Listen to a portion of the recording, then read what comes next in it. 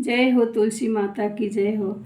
पूजनवा कैला तुलसी के मिलिहे भगवान हो। सुमिरनवा कैला तुलसी के मिलिहे भगवान हो। पूजनवा कैला तुलसी के मिलिहे भगवान हो।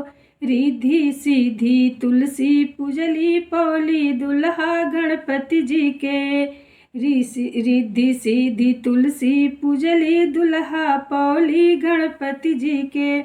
ऊनहु के मिली गईले गणलोक के धाम हो। पूजनवा कैला तुलसी के मिलिहे भगवान हो। पूजनवा कैला तुलसी के मिलिहे भगवान हो। पूजनवा कैला तुलसी के।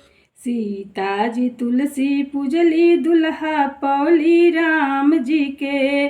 सीता जी तुलसी पूजली दुल्हा पौली राम जी के।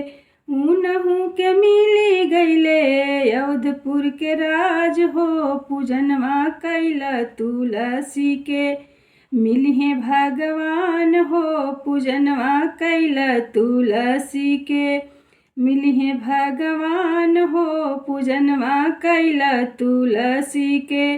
रुक्मणी जी तुलसी पूजली दुल्हा पौली कन्हैया के। रुक्मणी तुलसी पूजली दुल्हा पौली कन्हैया के।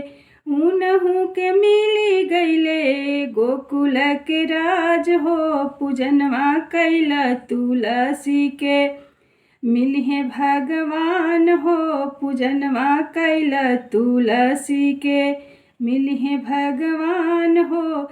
गौरा जी तुलसी पूजली दुल्हा पौली भोलेनाथ के। गौरा जी तुलसी पूजली दुल्हा पौली भोलेनाथ के।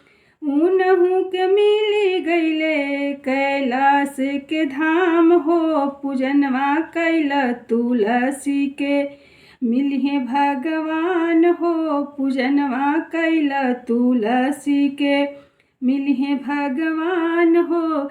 सरस्वती जी तुलसी पूजली दुल्हा पौली ब्रह्मा ज्ञानी के।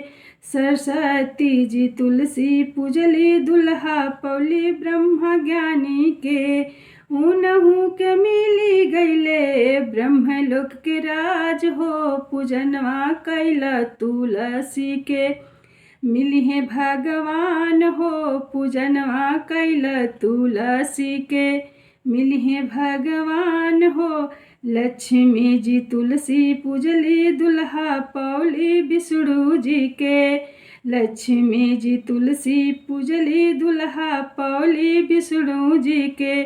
ऊनहु के मिली गईल बैकुंठ के धाम हो। पूजनवा कैला तुलसी के मिलिहे भगवान हो। पूजनवा कैला तुलसी के सुमिरनवा कैला तुलसी के मिलिहे भगवान हो। पूजनवा कैला तुलसी।